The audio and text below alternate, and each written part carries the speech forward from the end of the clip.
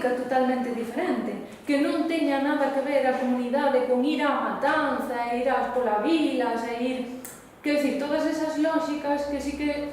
Pero ao mellor agora sí que a organización de cursos polas mulleres rurais, pois ao mellor é unha forma de comunidade. Ou a caza, por exemplo, en Galicia, que ten a particularidade de que os propietarios absentistas siguen formando parte deses grupos de caza. E ao final, se te pos igual a furgar aí, pois hai arranxos de terras entre todas esas cousas. Falo de arranxos de terras porque podo falar de outras moitas cousas.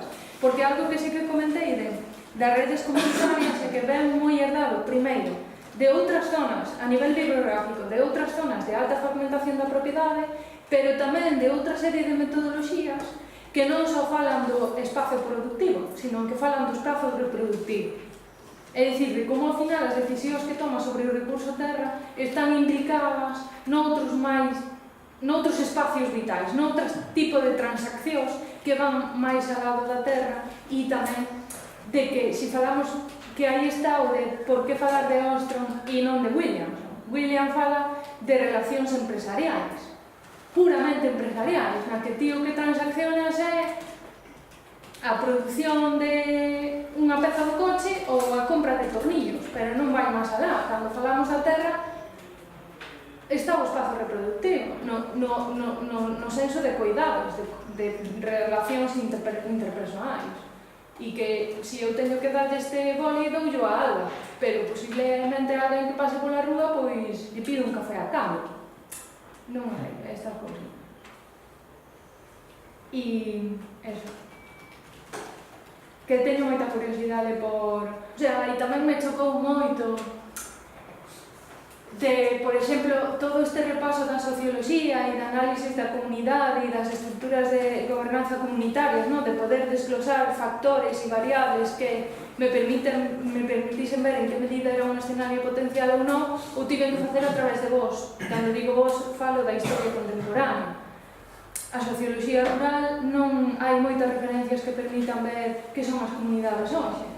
E o que comentabas ti, que formas adoptar? Ese path dependence hacia onde evolucionou? Ou cortouse todo? Desarticularon esas comunidades? Sí, hai parte do territorio que está totalmente desarticulado, pero hai outro que está aí nun impasse, eu creo. Ou é a miña lectura. Mais voces?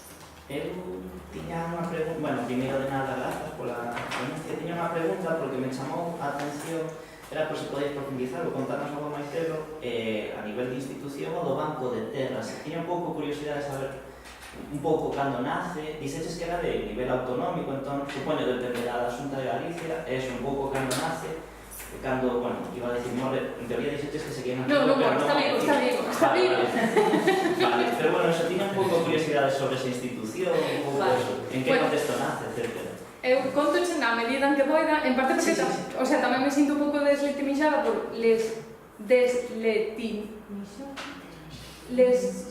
bueno, que como que non teño moitas competencias e capacidades para falar de eso, porque un dos meus compañeiros do grupo e sobre todo parte do grupo foi un pouco foron mentores e defensores e que loitaron moito por ese instrumento que en verdade sí que ten unha esencia e unhas lógicas incluso teóricas dos custes de transacción como moi potentes, pero que constituíuse a nivel autonómico no ano 2007 e isto é moi interesante porque iba acompañado de dúas ferramentas que a nivel de mobilidade posicionaban no centro as jerarquías normativas e regulamentarias, incluso tres, diría.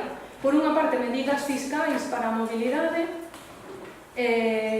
a Constitución do propio Banco de Terras e o dereito de tanteo e retracto. É dicir, o banco tiña o dereito de compra previa comunicación de todas as transaccións de solo rústico naquelas zonas declaradas de interés agrario.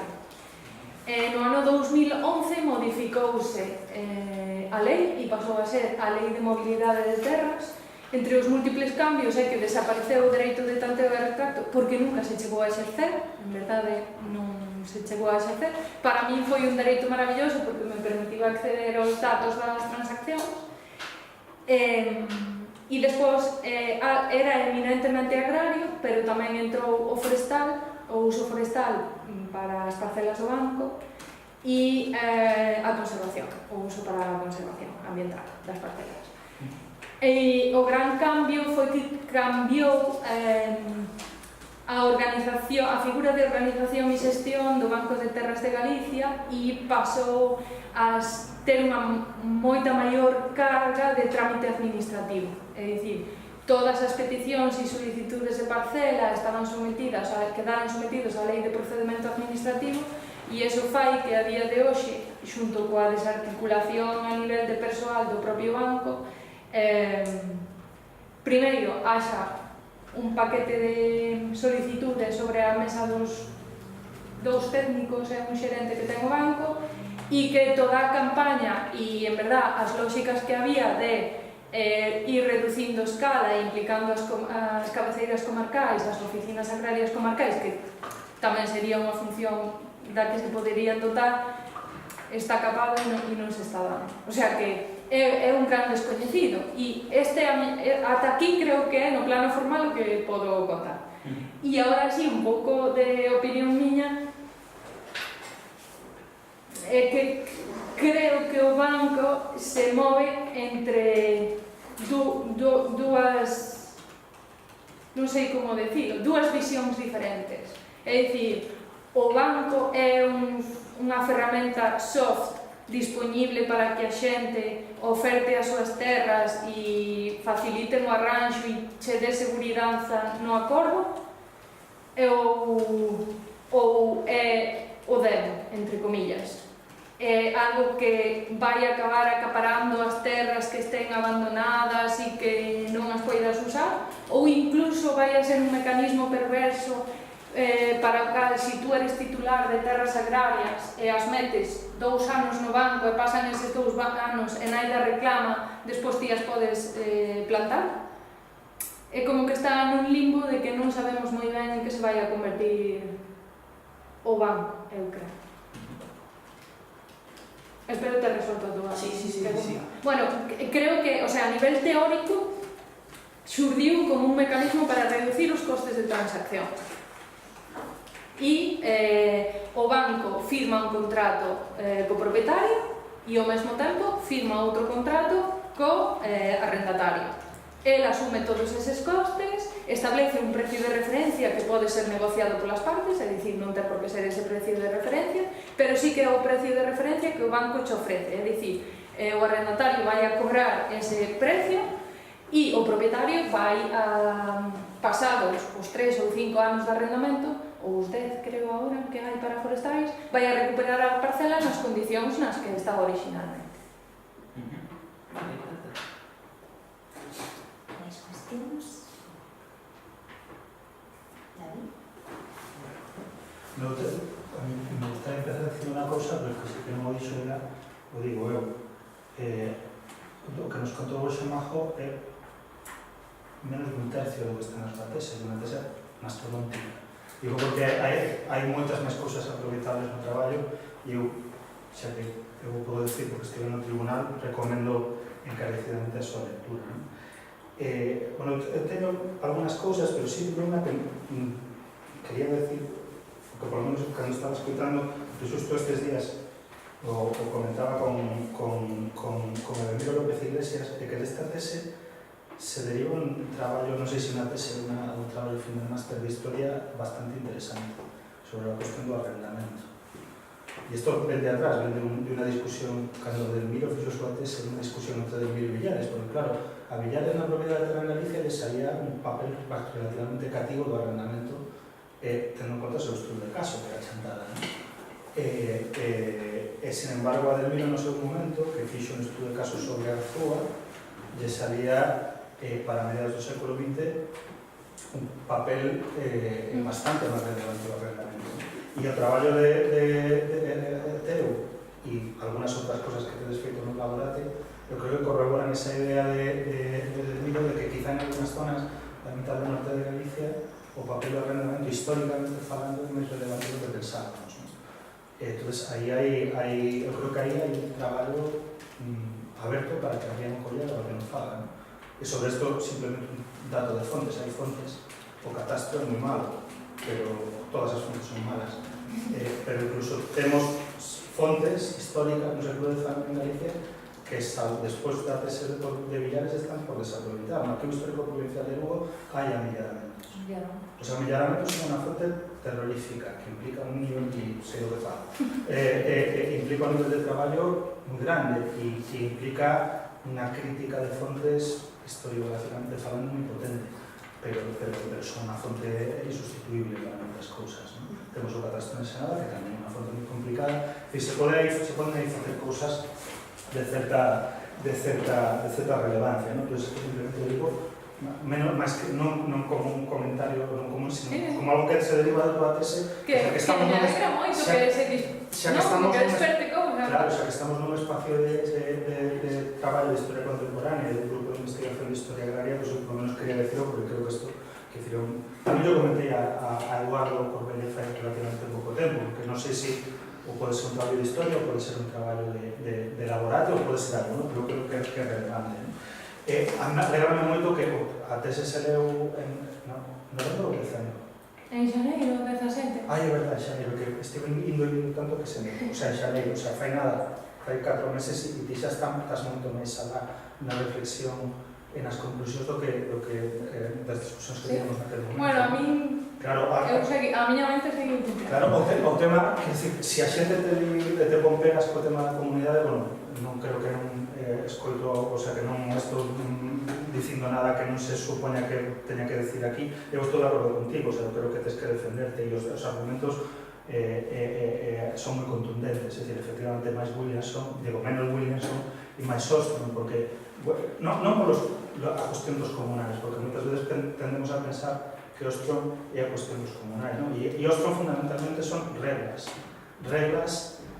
Eu non teño problema con dicir informais, porque informais non quere decir, o sea, reglas informais a escala local que permiten que as cousas funcionen e que permiten discutir un elemento central da teoría económica convencional e que as cousas non son simplemente de relacións individuais, e logo o Estado e as reglas que impón o Estado, ou o mercado, ou todo isto que do banco de terras que acabas de sinalar, sino que hai unos elementos informais aí que están moi presentes, non? Entón, eu creo que o que se deriva, digamos, hai unha parte que abre o teu traballo que tamén abre un traballo posterior moi relevante, que isto que ti demostras que é absolutamente relevante para explicar a mobilidade de Galicia, que é a comunidade, bueno, pues como a comunidade construe, non individualmente, non as relacións, eu creo que hai que ir máis alá das relacións dunha casa con outra ou desas relacións de parentesco, senón a comunidade establece reglas que se coñecen a nivel local, que teñen custes cando non se siguen e que se poden, que hai metodoloxías para estudiar eso, evidentemente con entrevistas, con tal, e que é super relevante. Un paréntesis sobre eso que está moi vinculado coa terra, o sea, coa mobilidade de terras, e é a entrada de xente allea ao territorio.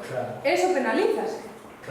O sea, é unha regla non explicitada, pero está aí. A xente non tende a vender a alguén de fora porque sabe que vai ter, bueno, penalizacións, non? De débiles, ou non sei como dicilo, non? As armas dos débiles, un pouco.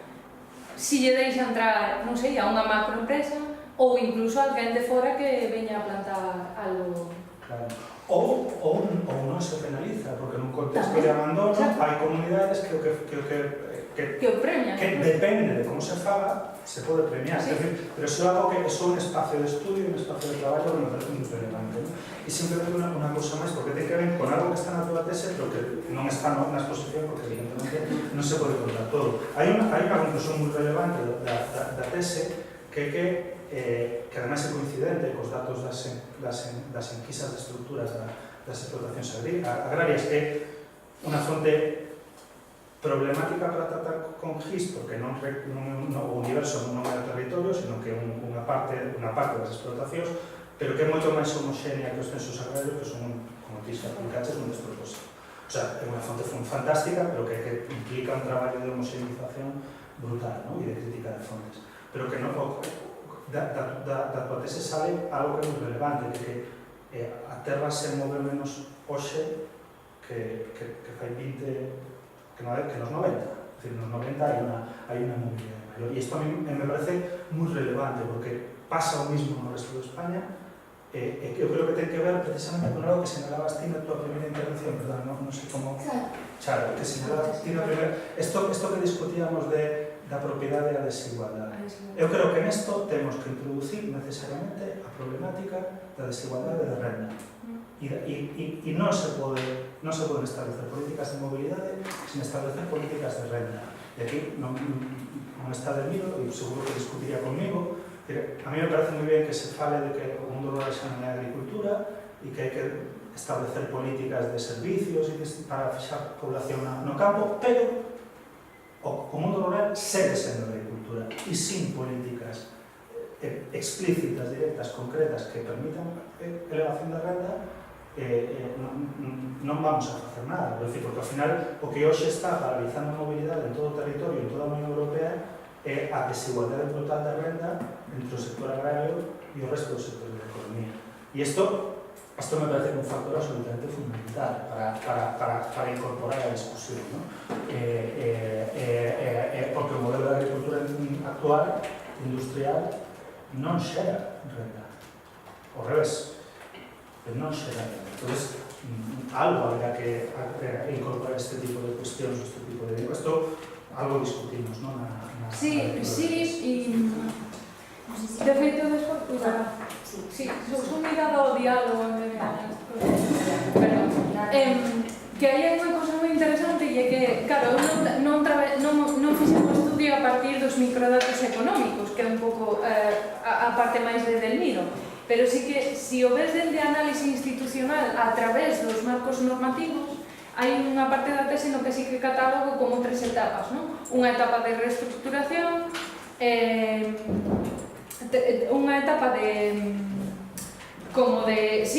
etapa de entrada no mercado, perdón, outra etapa de reestructuración dada esa entrada no mercado, e agora xa hai unha terceira etapa que é a que non sabemos moi ben a onde vamos, e é que se miramos dende 2015 cara acá, que é un tempo que ainda a nivel de mobilidade non ten ningún impacto, pero os marcos normativos cambiaron totalmente e entraron novos usos e novas visións. Entrou a agroecoloxía con moitísima forza, entrou a lei de paisaxe, entrou todo o marco das leis de conservación, incluso esa mudanza que falábamos antes do Banco de Terras, pasou de ser un instrumento de reestructuración agraria estrictamente a, ser un mecanismo para a conservación tamén. E, de feito, moitos dos arrendamentos que se están tramitando hoxe están sendo baixo paraguas da custodia territorial. Todo isto son novas formas de entender o territorio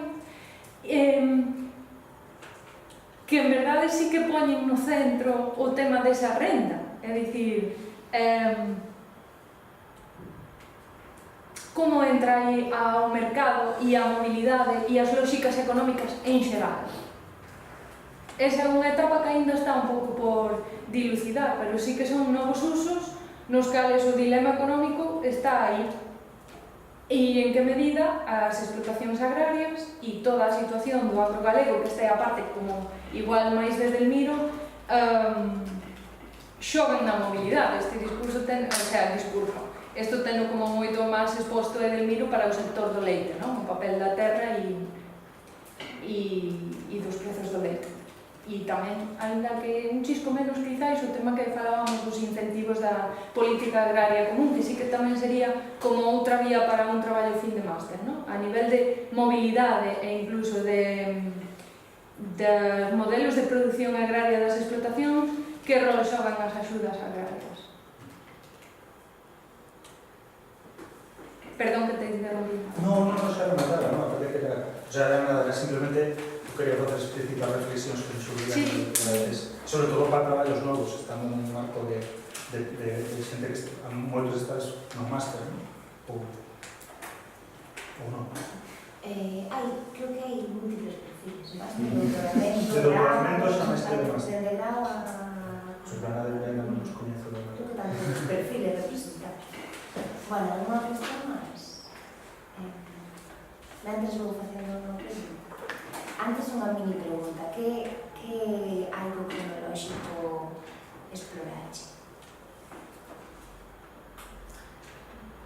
Cando fixen o sea, en este capítulo, Sí, unha tese. na revisión bibliográfica, en teoría, non me puxe límites nin por abaixo nin por arriba.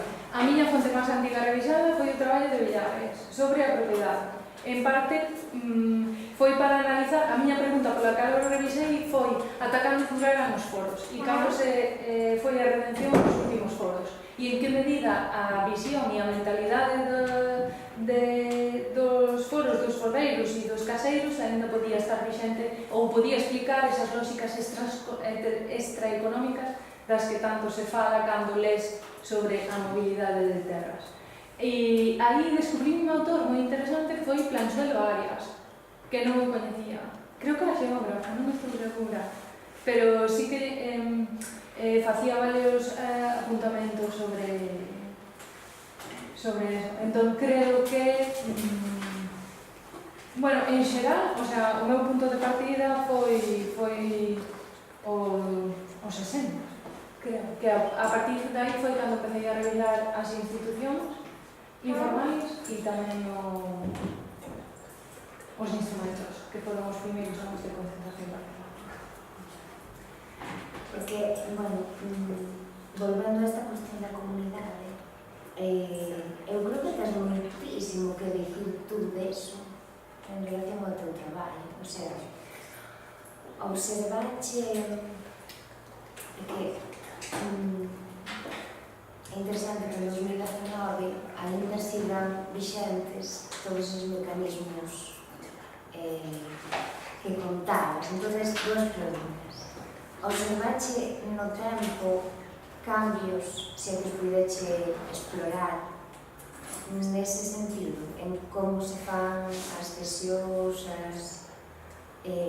na hipotética tensión entre unha intensificación das formas de relación capitalistas, unhas formas de facer máis consuetudinarias. Observache cambios no tempo, eso unha. E outra, observache cambios en relación á zona de